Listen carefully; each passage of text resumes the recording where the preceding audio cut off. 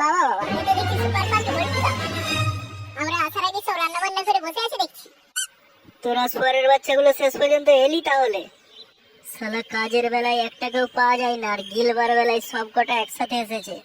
আজ গিলাবো তোদেরকে, জন্ম গিলাম। কি গো বল্টুদা, তুমি তো দেখছি সব রান্না বান্না করে একদম রিল্যাক্স করছো। আরে এই না হলে আমার বল্টুদা। বলছি বল্টুদা, আমাদের খুব খিদে পেয়েছে, খেতে দাও। হ্যাঁ শালা, আমি তো জানতাম খাবার টাইম হলে ঠিক তোরা আসবি। চল আজকে তোদেরকে এমন খাওয়া খাওয়াবো কোনোদিনও ভুলতে পারবি না। হ্যাঁ, তোরা সব লাইন দিয়ে ওই জায়গাটায় গিয়ে বস, আমি তোদেরকে খাবার দিচ্ছি। হ্যাঁ হ্যাঁ হ্যাঁ, চল চল চল চল।